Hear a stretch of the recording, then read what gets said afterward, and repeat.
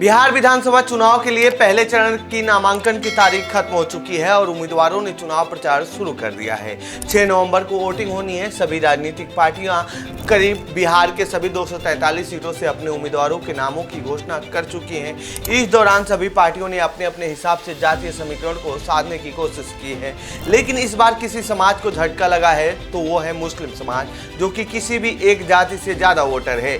2022-23 जातीय सर्वेक्षण के अनुसार बिहार की कुल जनसंख्या करीब 13 करोड़ है। इस 13 करोड़ में 17.7% मुस्लिम हैं, जबकि 14% यादव हैं, जो कि बिहार में सबसे बड़ी जाति है। लेकिन इस बार सभी राजनीतिक पार्टियों ने मुस्लिम उम्मीदवार बहुत कम उतारे हैं। ऐसे में AIMIM प्रमुख असदुद्दीन ओवैसी के लिए मुद्दा फायदेमंद हो सकता है। टिकट बंटवारे के बाद इन दिनों इसकी खूब चर्चा हो रही है। तो आइए जानते हैं इस रिपोर्ट में बिहार में मुस्लिम उम्मीदवार कितने हैं, 90 के दशक के बाद ऐसा क्यों पहली बार हुआ है, साथ में ये भी कि आखिर राजद ने मुस्लिम उम्मीदवार कम क्यों दिए हैं। नमस्कार, मेरा नाम है प्रमोद और आप देख रहे हैं जनसत्ता।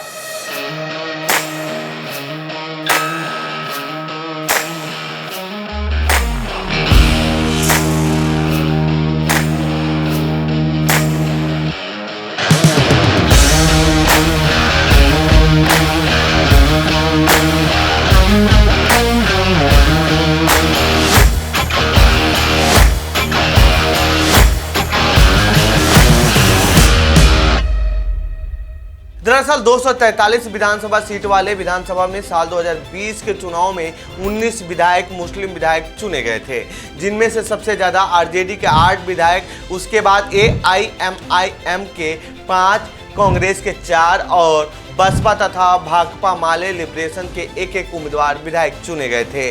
इस तरह से साल 2020-25 विधानसभा में मुस्लिम प्रतिनिधित्व करीब 7.81% था। मुख्यमंत्री नीतीश कुमार की जदयू ने 11 मुस्लिम उम्मीदवार उतारे थे, लेकिन वे सभी चुनाव हार गए थे। 2020 की तुलना में 2015 में बिहार विधानसभा में मुस्लिम प्रतिनिधित्व 9.87% से अधिक था। 2015 वाले विधानसभा चुनाव में 24 मुस्लिम विधायक चुनकर आए थे, जिनमें राजद के 12, कांग्रेस के 6 और जदयू के 5 विधायक शामिल थे। एक विधायक भाकपा माले लिबरेशन से चुना गया था। 2010 के बाद कम हुआ है मुस्लिमों का प्रतिनिधित्व। साल 2010 में बिहार विधानसभा में मुस्लिम प्रतिनिधित्व 7.81% रहा था। 2010 के चुनाव में अल्पसंख्यक समाज के 19 विधायक ही चुनकर आए थे, जिनमें सबसे ज्यादा जेडीयू से 7, आरजेडी से 6, कांग्रेस से 3, लोक जनशक्ति पार्टी LJP से 2 और भाजपा से 1 विधायक को जीत मिली थी। भाजपा के एकमात्र मुस्लिम विधायक सबा जफर थे, जिन्होंने पूर्णिया की अमौर विधानसभा सीट से कांग्रेस उम्मीदवार अब्दुल जलील मस्तान को हराकर जीत हासिल की थी। मस्तान ने 2015 में जफर को हराया था। झारखंड के अलग होने से पहले कितने मुस्लिम विधायक थे? झारखंड के अलग होने से पहले फरवरी 2000 में विधानसभा का चुनाव हुआ था। उस समय 324 सदस्य वाली विधानसभा में मुस्लिमों का प्रतिनिधित्व करीब 9.25% था। इस चुनाव में कुल 30 मुस्लिम विधायक चुनकर आए थे। इनमें आरजेडी के चुनाव चिन्ह पर सबसे ज्यादा यानी 17 मुस्लिम विधायक चुने गए थे। कांग्रेस के 6, समता पार्टी SAP और CPI के 2, BSP और CPI-ML लिबरेशन के एक विधायक चुने गए थे। साल 1997 में लालू प्रसाद द्वारा जनता दल से अलग होकर अलग पार्टी बनाने के बाद यह राजद का पहला विधानसभा चुनाव था। बिहार में क्यों कम हो रहा है मुस्लिम प्रतिनिधित्व? नवंबर 2000 में बिहार से अलग होकर झारखंड राज्य बनने के बाद 243 सीटों वाली बिहार विधानसभा के लिए पहली बार चुनाव फरवरी 2005 में हुए, जिसमें 24 मुस्लिम विधायक चुने गए, जो सदन की कुल संख्या का 9.87% थे। इनमें राजद के 11, जदयू के 4, कांग्रेस के 3, राकापा के 2, भाकपा माले लिबरेशन, बसपा, समाजवादी पार्टी के एक और एक निर्दलीय विधायक शामिल थे। हालांकि इस चुनाव में कोई सरकार नहीं बन पाई, इसलिए बिहार में राष्ट्रपति शासन लगा दिया गया।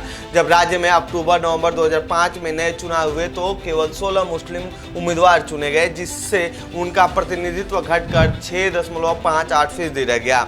इन विधायकों में राजद, कांग्रेस, जदयू के 4, लोजपा, राकापा और भाकपा माले लिबरेशन के एक और एक निर्दलीय मुस्लिम विधायक चुने गए थे। साल 1990 में जब जनता दल ने 324 में से 122 सीटें जीती और लालू प्रसाद पहली बार मुख्यमंत्री बने, तब 18 मुस्लिम उम्मीदवार विधायक चुने गए थे, जिनमें जनता दल के 10, कांग्रेस के 4, झामुमो का 1 और 3 निर्दलीय विधायक शामिल थे। उस समय सदन में मुसलमानों का प्रतिनिधित्व करीब 5.55% था। साल 1995 में यह बढ़कर 7.09% हो गया। 1995 के चुनाव में 23 मुस्लिम विधायक चुने गए थे।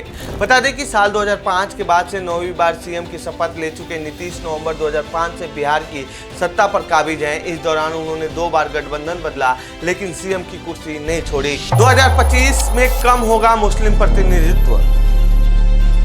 इस बार 6 और 11 नवंबर को होने वाले 2 चरणों के चुनाव में आरजेडी ने अपने 143 उम्मीदवारों में से 18 मुसलमानों को टिकट दिया है। आरजेडी ने 2020 के चुनाव में भी 144 सीटों में से 18 सीटों पर मुसलमान उम्मीदवार उतारे थे, जिनमें से 8 ने जीत हासिल की थी। कांग्रेस ने इस बार 10 मुसलमानों को मैदान में उतारा है, जबकि साल 2020 के चुनाव में 12 मुसलमान नेताओं को उम्मीदवार बनाया गया था। इनमें से मात्र 4 चुनाव जीत सके। भाकपा माले लिबरेशन ने अपने 20 उम्मीदवारों में से 2 मुसलमानों को टिकट दिया है। 2020 में पार्टी के 19 उम्मीदवारों में से 3 मुसलमान उम्मीदवार उतारे थे, जिनमें से एक ने जीत दर्ज की थी। मुकेश सहनी के नेतृत्व वाली वीआईपी जो 15 सीटों पर चुनाव लड़ रही है, उसने इस बार किसी भी मुसलमान को टिकट नहीं दिया है। वीआईपी ने 2020 में एनडीए के सहयोगी के रूप में चुनाव लड़ते हुए 2 मुस्लिम उम्मीदवार उतारे थे, लेकिन दोनों ही चुनाव हार गए थे। जेडीयू ने भी बनाई मुसलमानों से दूरी। जदयू ने अपने 101 उम्मीदवारों में से केवल 4 मुस्लिम चेहरों को मैदान में उतारा है। 2020 में जदयू ने 11 मुसलमानों को मैदान में उतारा था, लेकिन उनमें से कोई भी जीत नहीं सका। पार्टी ने 2015 का चुनाव राजद के साथ गठबंधन में लड़ा था, तब 6 मुसलमानों को मैदान में उतारा था, जिनमें से 5 ने जीत दर्ज की थी। चिराग पासवान के नेतृत्व वाली लोजपा रामविलास, जिसे एनडीए के गठबंधन में 29 सीटें मिली हैं, उसने किशनगंज की बहादुरगंज सीट से केवल 1 मुस्लिम उम्मीदवार उतारा है।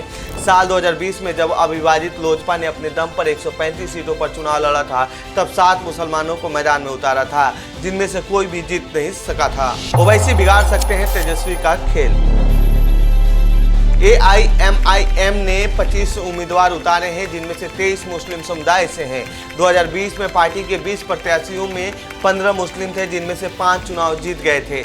पिछली बार भी एआईएमआईएम प्रमुख असदुद्दीन ओवैसी ने मुस्लिमों को कम टिकट मिलने पर सवाल खड़े किए थे, जिसका उनको फायदा भी हुआ था और आरजेडी को झटका लगा था। एक बार फिर ओवैसी ने इसे मुद्दा बनाया है। 25 में से 23 उम्मीदवार मुस्लिम समाज से उतार कर ये संदेश देने की कोशिश की है कि मुस्लिम वोटरों का हितैषी सिर्फ ओवैसी की ही पार्टी है। आरजेडी ने क्यों मुस्लिमों को कम टिकट दिए हैं?